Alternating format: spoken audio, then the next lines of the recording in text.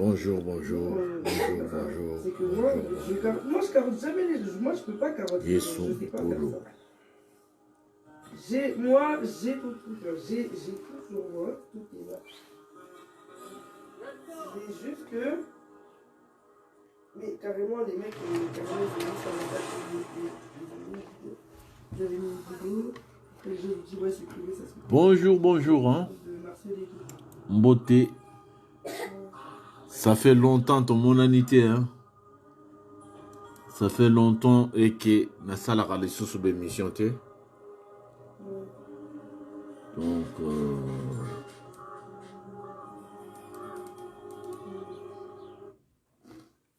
lelo na pesimbote na bob mboyi. Journal lelo toza ko sepela. Moi, je t'écoute pas. Pour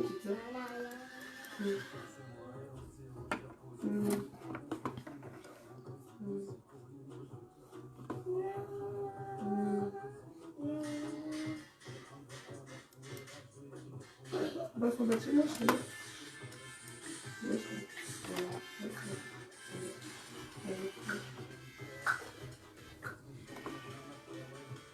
C'est qui ça? Ah. Pas de problème.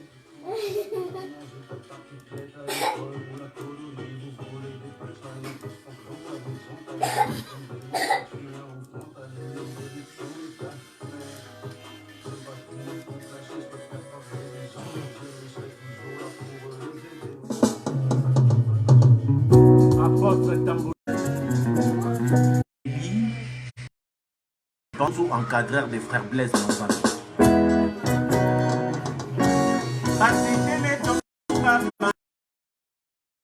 un en plein studio, madame au matériel. Pasteur Terminator, retour encore des forces dans les médias, et ça l'a toujours de moi. Et l'euro nazo bimisa, yango nazo pesa bino bavangu.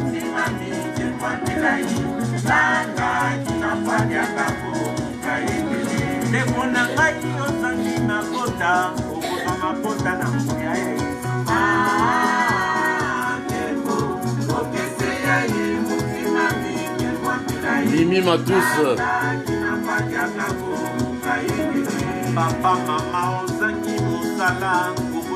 Nazali maman, Nazali ya Mimi.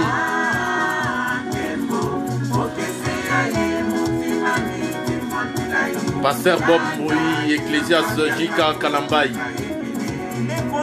Alain Star Alino. Oyo biloko foko tambola kana zemboyo. Nabami tout kanabino.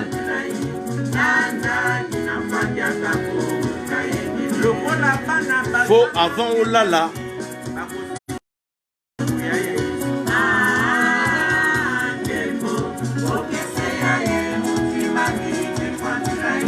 Koyo kakayango. Po ezolobela batei basali na nzambe. Biso basali na nzambe.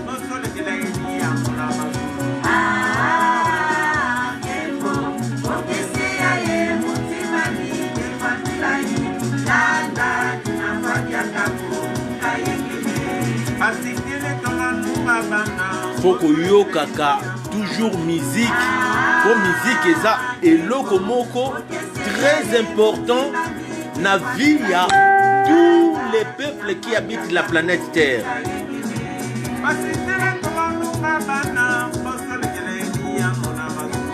Les planètes Terre. Musique est très important.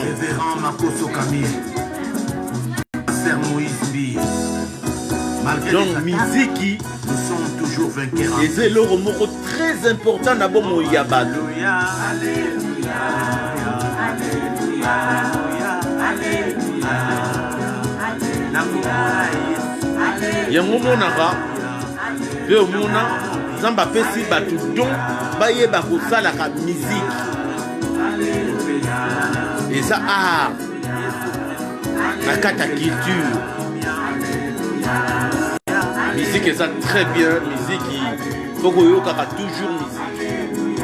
koza na problème oyoki musique et soulager yo ozalaki na mawa oyoki musique epesi yo okoti na kati ya mwa ambiance moko boye musique eza très important na bomoi na biso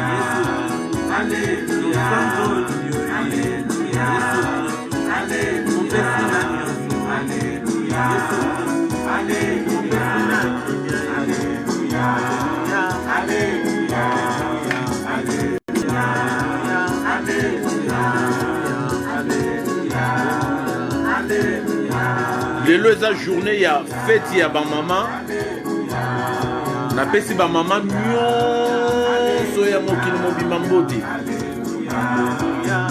mbote na bino bamama mbote mbote mbote mbote bamama mbote na bino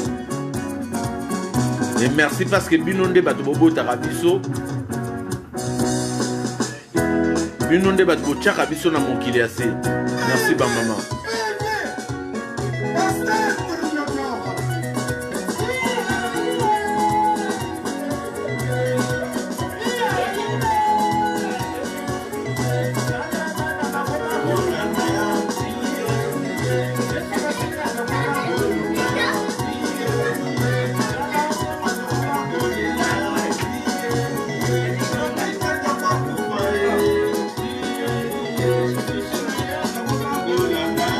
Bokoto, bokoto, bokoto, bokoto.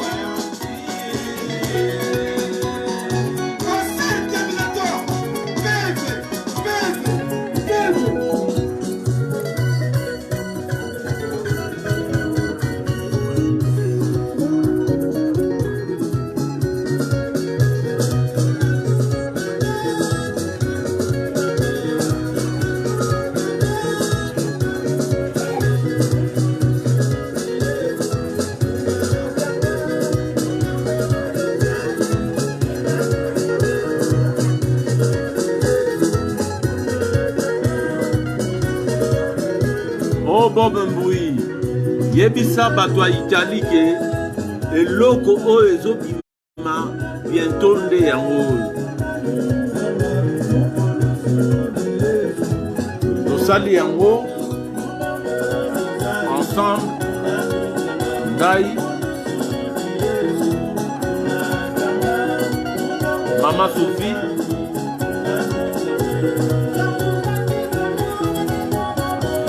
Lilo Zapata, frère Lilo,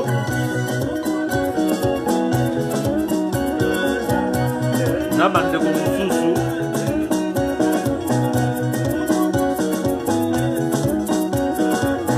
ozoyoka lokito ngwasuma mpona kokumisa nkolo nzambe oyo apesaka biso souffle de vie.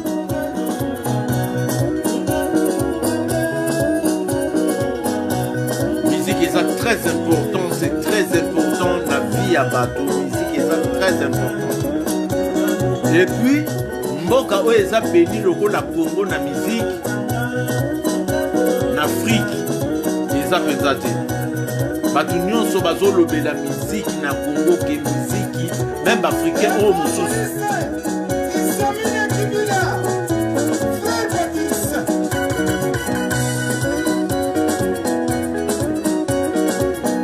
balobi miziki base nango euti na Congo d'un totela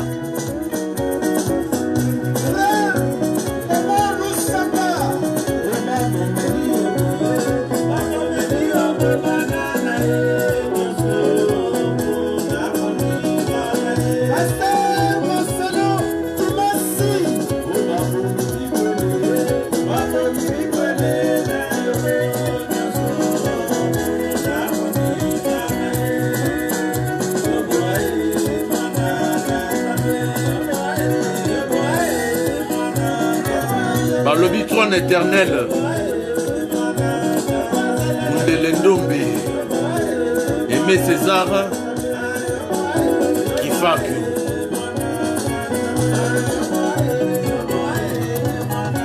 eloko nazobimisela bino nano bandeko nanga oyo banda na banda miziki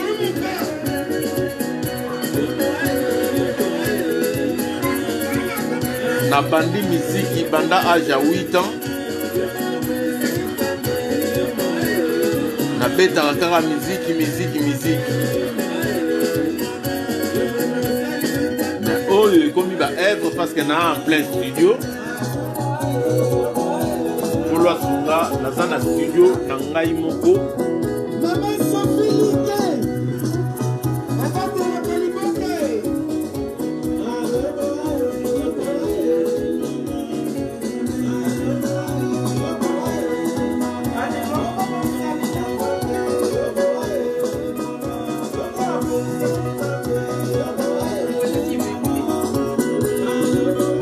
Donc, bonjour Pasteur Terminator, bonjour ton éternel, Maman la biso motema.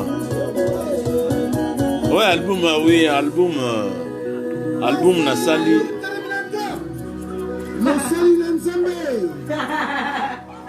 Donc, et ça album, oh, la bande ko sala yango déjà moi kala.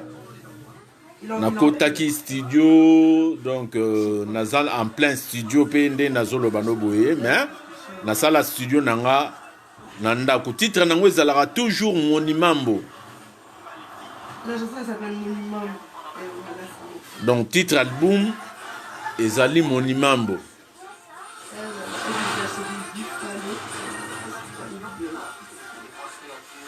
Donc yango nazoko travailler malembe nandaku pour na kolesa bandeko nyonso o ba Holanda balia bilei moko nazoyembela biso basali na Nzambe ba pasteur nazolo ba pasiter le botomanunga bana donc teyaka bana ndenge Elia amonaka likolo. Donc, au moment où mingi ba œuvre ndé continue ko parler, nazo zone c'est la binango, comme ça boyo ka les sous. Bon bouyo zo mona makambo yo. Apôtre Tambolo. Yangina bala. Marie Pesa Bango. Fille Yangina bala. Musique est très important, musique na vie à Batu, musique est important. En fait, Samuel et Panzou, encadreur des frères Blaise. Toboyi Batu Oyo, Balingara Kubundi sa musique. Musique est très important na vie à moi. Ça contribue même à la santé.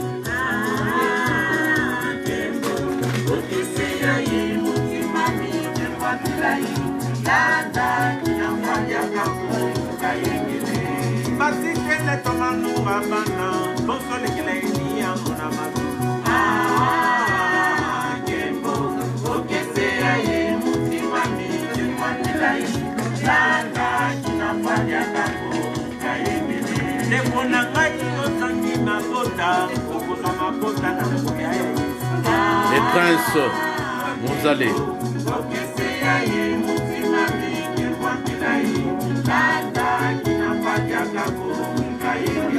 Papa, maman, ozangi musala, okozo musala na kombola Yesu. Bataille Steph.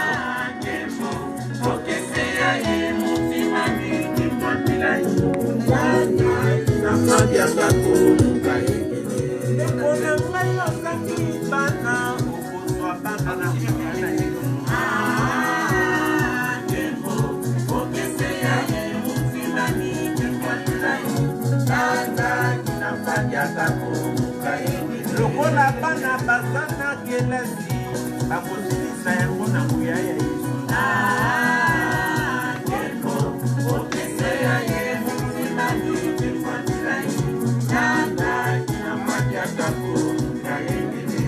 Basikele tomanuma bana bosolekele idia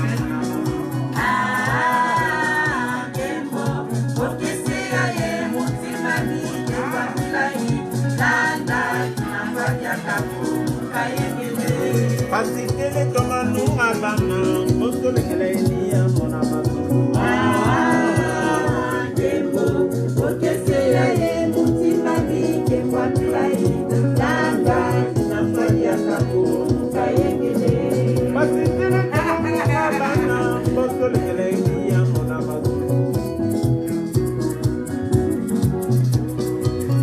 Révérend Makoso Camille. Mikolo, malgré les attaques, nous sommes toujours vainqueurs en Christ. Oh, alléluia, alléluia, alléluia. Fred Beach, Bopé, Judith Kamemi, Judith Kameni, Mosenzo Henri, Archange triple option.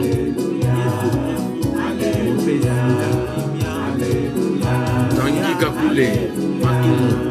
Alléluia, Alléluia, Alléluia.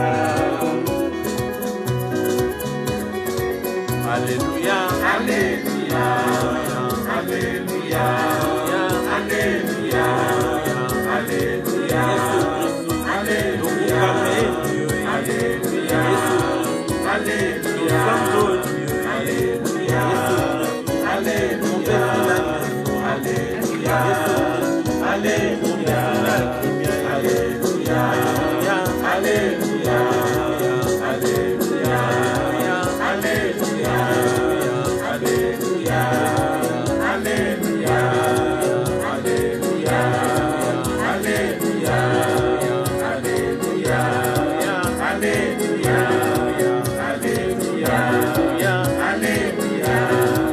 Alléluia, Bob Mboui, Théa Liloba na Italie, hein? La Kisaba na Nzela et Santu, Nzela Malamu ya Nzambe.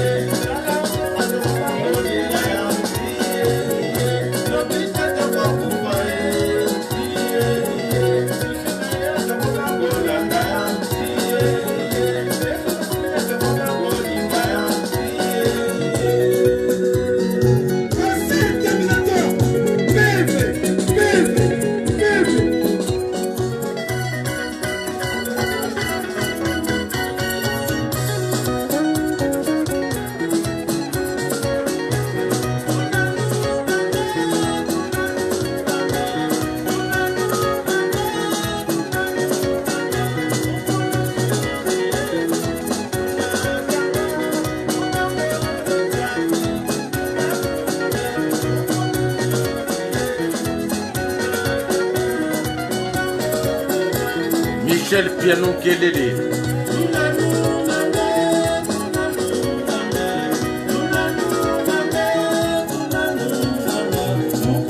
Balobi Yesu nde mokonzi, balobi Yesu nde makambo.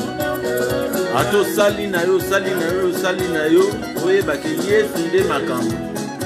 Balobi na Yesu nde lobiko, na Yesu nde mapamboli, na Yesu nde délivrance, na Yesu nde makambo ebele, donc na Yesu nde makambo.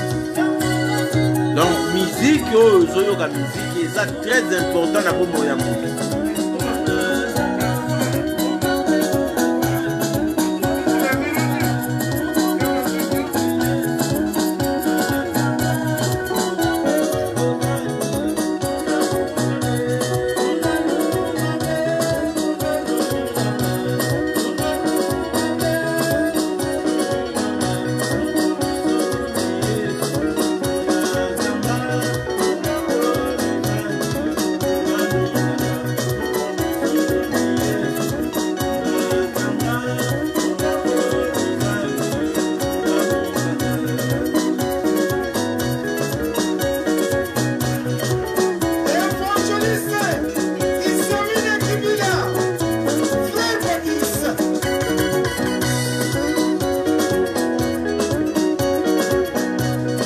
Karine Kayenzi Issa Aruna, salam alaikum Issa.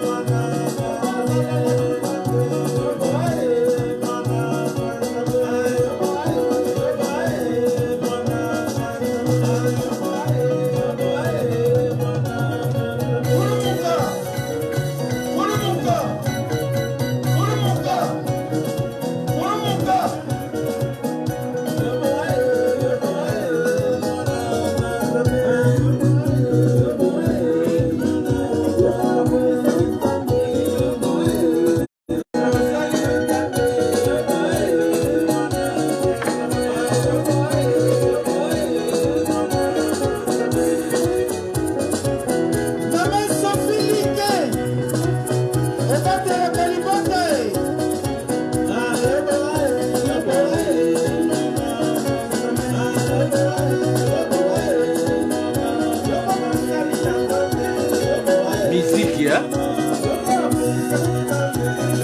C'est très important. Oh, nous sommes à la musique, comme ami à Ndoki, ami à Mawa, ami à Tristesse.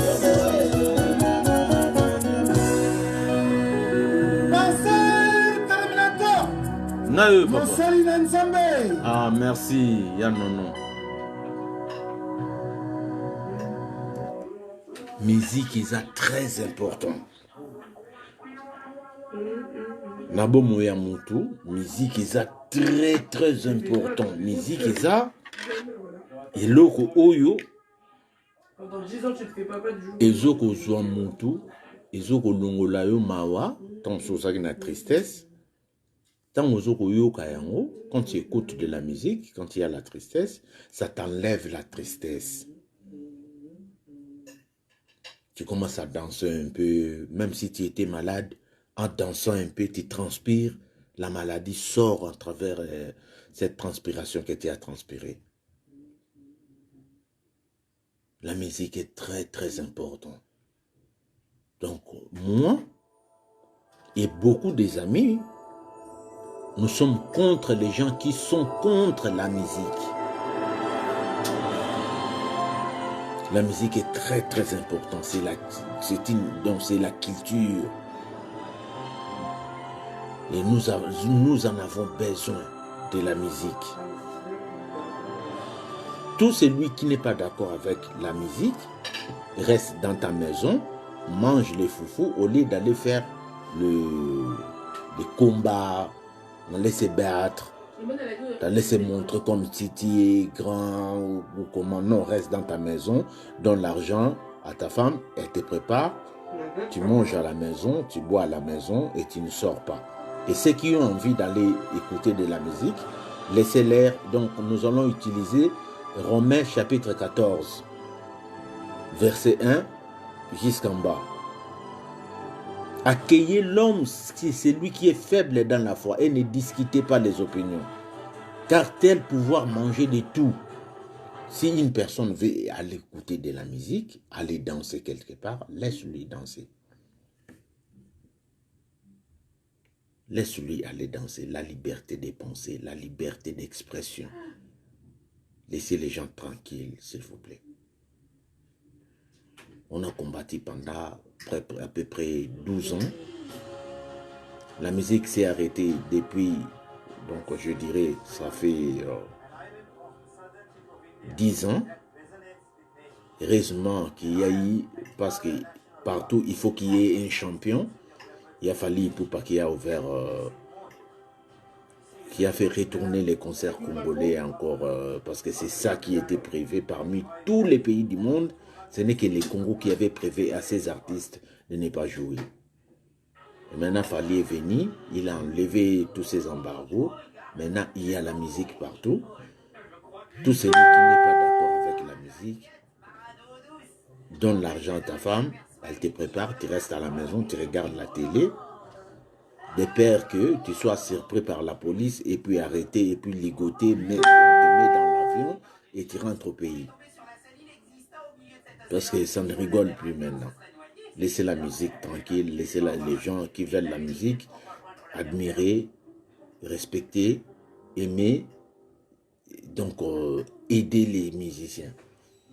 Toi qui ne veux pas, reste dans ton coin.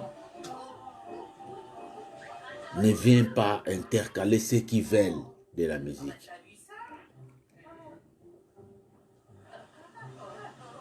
Et du côté de nous, les gens qui aiment Dieu et qui travaillent pour Dieu, les hommes de Dieu,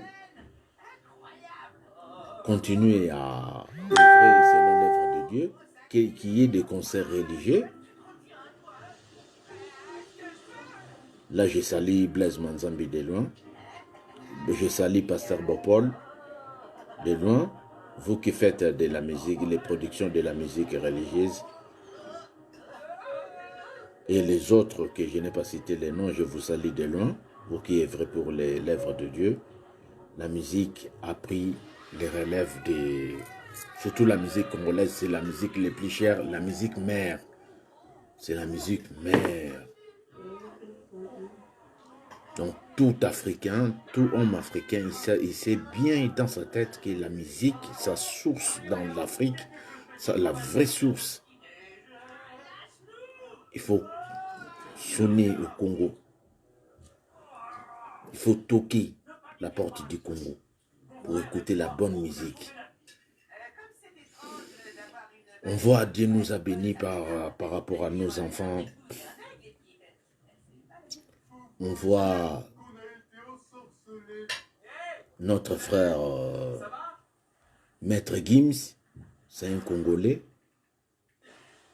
Dajou,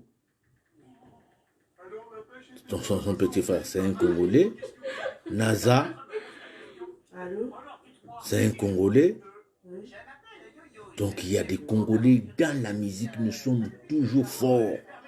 Il y a Weranson, il y a Fali Poupa, il y a Moïse Mbi, il y a moi-même je suis là, donc il y a du monde. Dans la musique, nous perçons vraiment. Il y a Frère Mbouta Kamoka, il y a Moïse Matuta. Attention, je peux pas chanter l'examen. Il y a des bons musiciens vraiment, donc de très bons musiciens. Il y a Kofi Olomide, il y a Ferrigola. Donc il y a tellement de bons musiciens au Congo. Il y a les frères des maîtres de notre frère, les journalistes Marc Tabou, qui joue aussi de la bonne musique. Dans le Congo, nous sommes très très bénis dans les domaines de musique. Nous sommes un pays très béni. Dieu nous a tellement bénis, même un enfant qui vient de naître.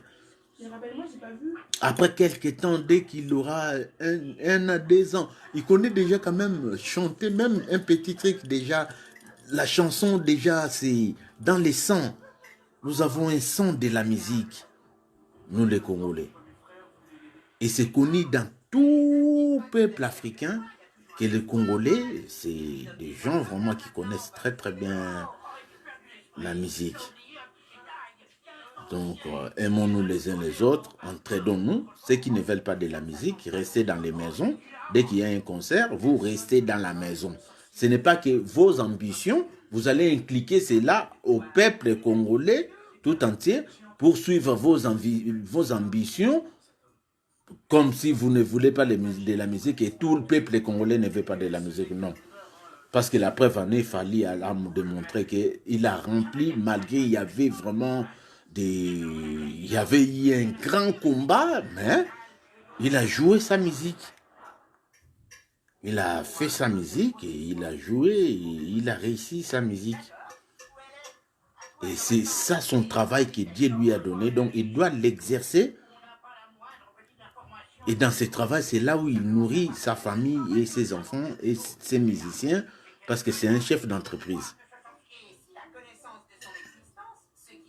Donc ceux qui ne veulent pas de la musique, allez chez vous, donc reste dans ta maison, prends l'argent, donne à ta femme, elle va aller te préparer la nourriture, tu restes au salon, en tant que père de famille, au lieu d'aller se battre pour communiquer les gens la dictature. Donc ce que toi tu veux impliquer cela à tous les peuples congolais. Non, on dit non à cela. Nous disons non. Reste dans ta maison, mange la semoule, mange les couscous, mange les locaux. Reste chez toi à la maison. Ne va pas perturber la musique, non. Les combats a duré à peu près 12 ans. Donc, les deuils, on ne pleure pas les deuils pendant 1 mois, hein, moi je crois. On pleure aujourd'hui, 2 semaines après, 3 semaines, le corps sort, après on part, on enterre, on rentre, on fait les 40 jours, on finit les 40 jours, après chacun commence à faire sa vie. Hein. À Beni, les gens étaient morts, oui, si, les gens étaient morts à Beni. Ils étaient enterrés.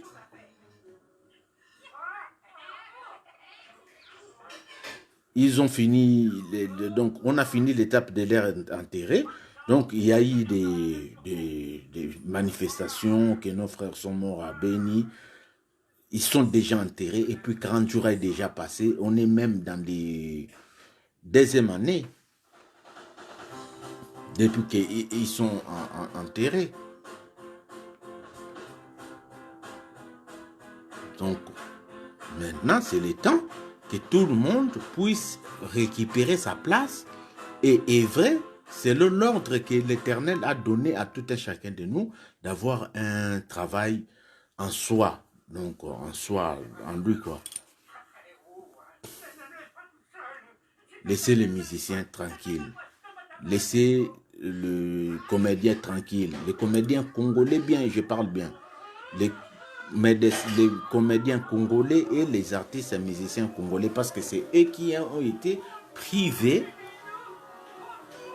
de ne plus jouer.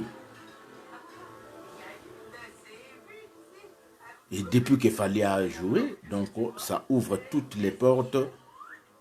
Même si vous aussi les musiciens, même si ils vous disent, les frères d'à côté vous disent, venez, on va parler, ne parlez pas. Parce que j'ai suivi un frère qui avait dit ce jour-là, les jours de concert, que si les frères Fali voulaient jouer et le défendaient de ne pas jouer ce jour-là, s'il avait arrêté, et dans un mois il revenait pour jouer, alors là il allait jouer. C'est faux. Tu as menti, les peuples congolais. Tu as menti. Ce n'est pas que s'il fallait te dire que, bon, comme vous avez dit que je ne joue pas, dans un mois je reviens pour jouer, il allait jouer. Faites l'exploit, laissez un artiste grand venir jouer sans que vous lui embêtez. C'est ce que je vous demande. Restez dans vos maisons. Restez dans vos maisons, donc mangez tranquillement, buvez tranquillement dans vos maisons. Ne vous occupez pas des affaires des musiciens. Et c'est des musiciens et ils débrouillent leur vie avec le travail que Dieu leur a mis. C'est de la musique.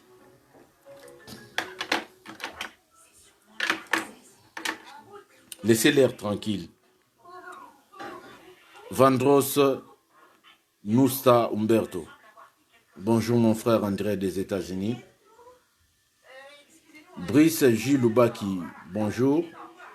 Rigo Makingo, bonjour.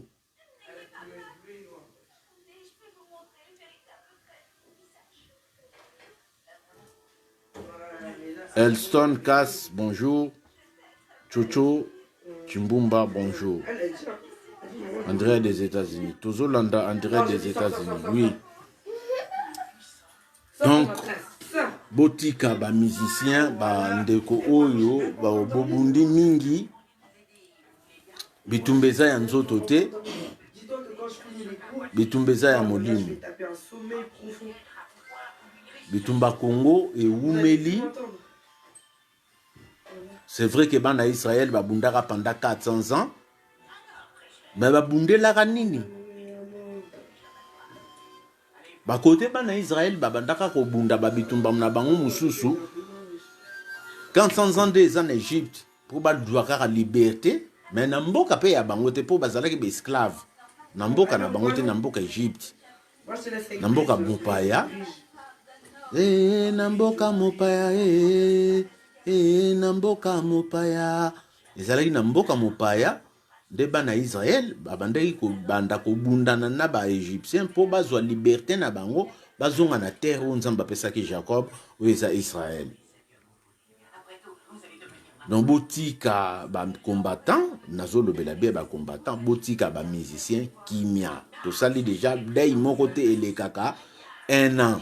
Donc ça la romona mutakufi 2 mois 2 semaines 3 semaines bakaba papa Tshisekedi pesa de umela kia na poto po bazongo ekita susu na mboka na ye Congo.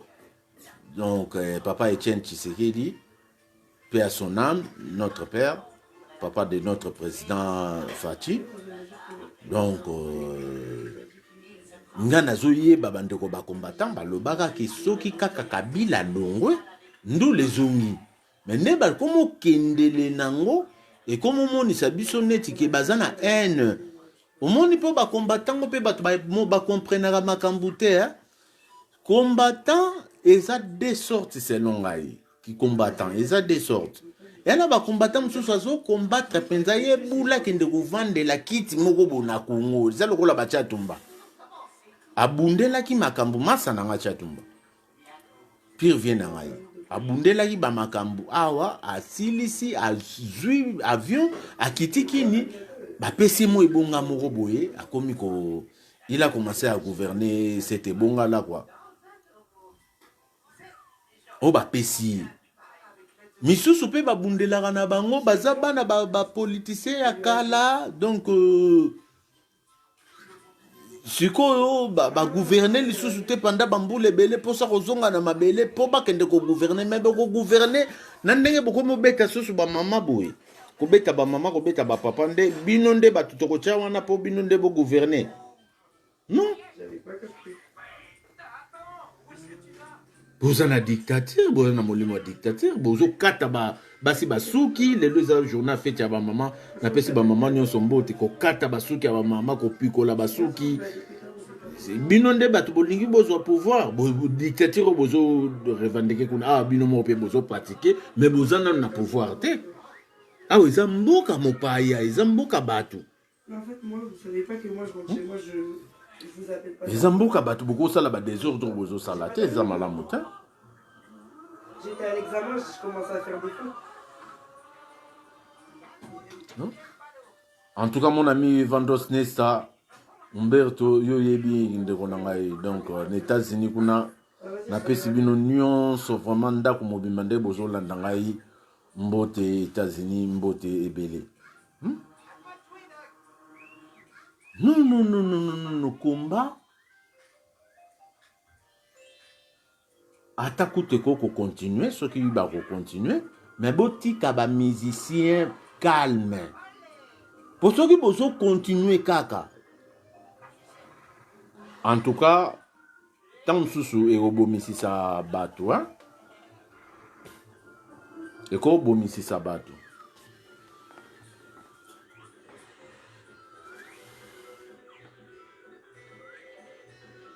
On a posé une lourde. Tu as bandeko ba refoulé, ba combattant ba refoulé bango en direct de Bruxelles. On a ba maître bino bozo bunda ba zo mona bino ba combattant banda ba kitaki yo ketali loba ya moko na bango. Combattant pa bunda ka musika mboka te bokende ko bunda kuna. Botika mboka batu France calme da ba Londres bani bandi botika ba mboka batu calme. Boki ko bunda. Aveza na ngwawo. Tala wo batindiki yao. Yo zo kata i yo baloba mbwa kopal azaka munoko kaka na soka zana batu oyo banturaka ye bankadrere na ye oyoka munoko siko bakomi na mboka kuna bokende bunda kasi na beni yango te zomona bozo intimider batu pour rien bozo sala bamaka moko ba combattant mingi bazo bundela mboka bazo yeba na bango pe na tina nini ba obundelela mboka te. Oba mone kaka tamso kombata yo kati kombata zani mingi bazo bundana baza bana ya ba papa moko bo basalaka na gouvernement kala bana ya bandeko moko bo basalaka na gouvernement kala bandeko ya gouvernement kala bazo linga bazongela siko pouvoir na mboka kuna yango zo bunda mususu komono zo bunda oyebi no natina yo zo bundelela te opo bato bakufi na beni opo bato bakufi na beni bango na batindiki bango kote bake bunda na beni bande bakendeki atakutu grimace kuto yoka ke bake ningisa beni yango donki bango bake talaki combattant oyo botika wana to linya osuti botika muziki kimia botika ba comédien kimia mutu na mutu asala musala na ye po yo pende konanga so bapeke osala kata mususu préparation de commande so bapeke so kokende musala te tant yo pour sepela na yo te omono linga na yo te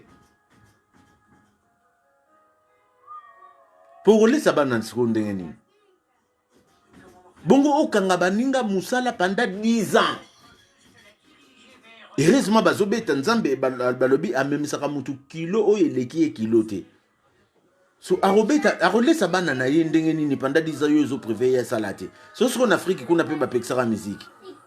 Bana ba roler ndenge nini. Depuis yi kaka oh non makambo fait changer na Congo makambo ngo changer na Congo na boketu. To na yeso? Non. Makambo ko changer biso nyonso tout ensemble. Même bino ba combattant stratégie mususu ezalaka. Neti fallait beta ki wana. So bozala imiter mamalamu. Mwana moni asilisi ko beta to nano asilisi ko beta te na katikati atikeli ba combattant ndenge wana kutu bolinga ko agir depuis kala atikeli ba combattant tant ba passer message Chocho Chimbumba bonjour Ginolas Obama l'homme moderne Olengo Mbote Elengi Eye Mbote bazotala bato bazopesa message nanani artiste moko très avancé un monument de la musique africaine lelo na diaspora. Il s'agit de qui? De Fali ya ba pesi message bo mati pe bo pesi message bolobi mwa likambo moko boye bato ba koyoka bino lisusu kutu na bolingo wana na puissance artiste azanango na bolingo mboka eke ensemble bolingo bo jir ndenge wana mais kopimela bato 10 ans basala raté bino banane ngunana ozokoma mukonzi batyo mukonzi ti siko batindiki bango kuna bazosala nini kuna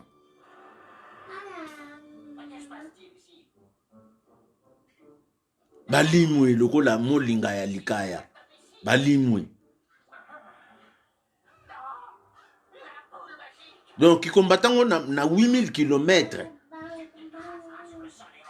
vomena ndima na ngai frère na ngai nani fils mukoko aza combattant abunda na mabele diaspora pe to boite efo bunda mais oyo bino bokomi ko sala wana botika ba musicien calme botika bango ba beta musique na bango ezalaki loko moko nazalaki nango posa penza ya koloba donc eutaki kata motema nanga botika ba musicien kimia oya ko combattant oya ko mona alingi na ye musique te koyate na concert wana koyate tika baninga la liberté de penser la liberté d'expression la liberté de travailler tikela muninga liberté na ye yoko mo olingi note vandano na ndako babengi yo to kende kuna ko forcer baninga te wana komi dictature bo sala ki dictature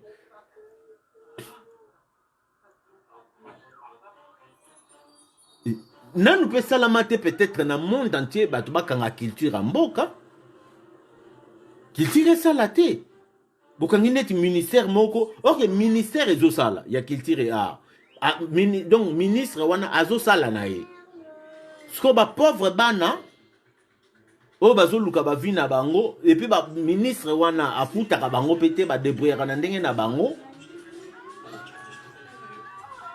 ale bangonde bozomona ya kokanga bango non mutu na mutasala musala na ye botika ba musicien basala musala na bango donc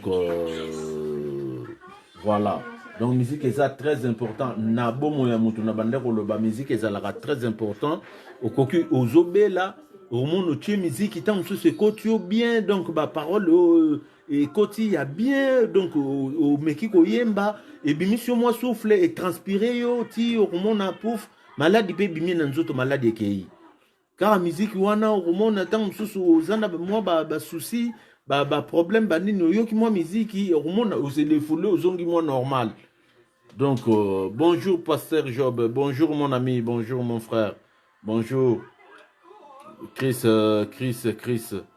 bonjour. Donc totika oya kokendene concerté malobananga suka ya wana soko lingi pe concerté donc soko lingi no concerté zalaka ale yo mi benda na concert ko yaka concerté oyo pe bazana posa concert tika bango bakende concert to vivre bongo il n'y aura pas de problème. Mais tant que toujours l'ingato vivre dans que ko empêcher baninga musala eza malamu te po don nzamba pesi bango yango na po ba vivre eza malamu te na kokata bango don po ba ko osala musala na bango te wana eza malamu te. Bon, une fois nazo chanzembo et puis tozo kata apôtre Tambolo Kopi Dangina Bala Marie-Pène Nabangura fille Dangina Bala apôtre Lingembo Maman prophète Samuel Epanzo encadreur des frères Blaise Mozambique. Pasitele tomanu babana botole kelaini ya monama tembo okese ya ye mutimami tefatilai landa kinambaja kafu kayemele pasitele tomanu babana botole kelaini ya monama tembo okese ya ye mutimami tefatilai landa kinambaja kafu Lepona ngai ozangi mabota okozwa mabota na kuya ye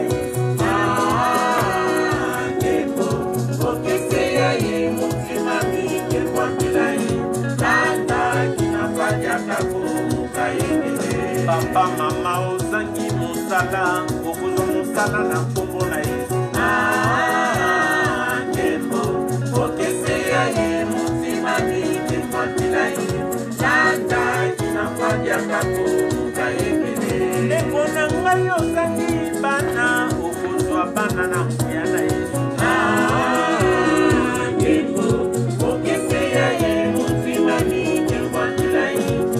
alors Bibob Mboui Ecclésiaste JYK Kalambai Mimi Matous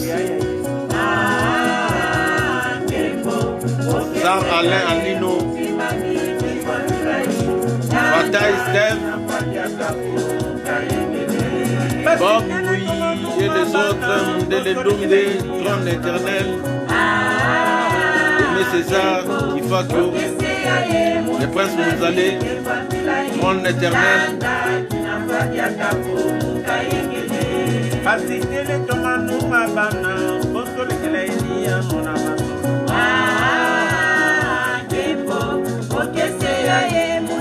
Okota qui est belé, boza tellement belé.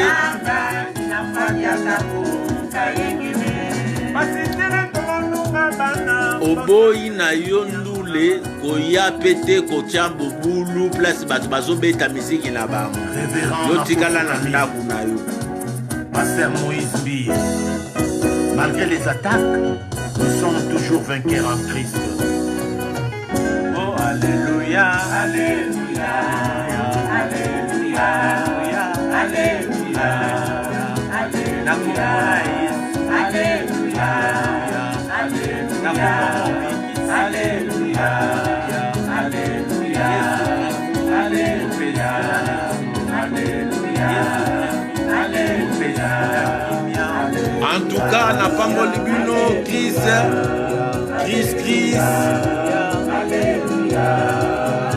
aussi la Kabwe, Elengeye, Eleston Kas, Jojo, Chibumba, Van Gogh, Nesta, Humberto, mon ami, les États-Unis, Elston Kass,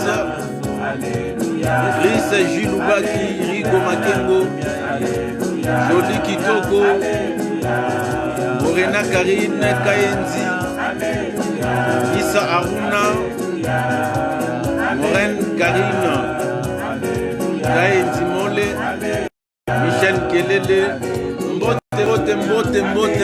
Mbote, Bosenzo, Harry, Archange, Gel, triple option, Mbote, Judith Kameni,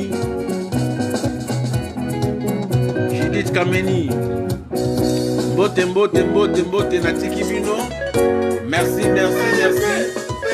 na lobby naza se mo comprendre vraiment que totambola bongo tokoevite baaccident tokoevite bato babunda tokoevite bamakambo ebele oyo aboyi miziki oya mpe na miziki te tika bandingo bakobeta babeta kikombata eza mpo na bamiziki te soki kikombata ekomi mpo na bamiziki eza soki kombata bien te. Donc merci beaucoup, que Dieu vous bénisse, merci, merci, merci, au revoir.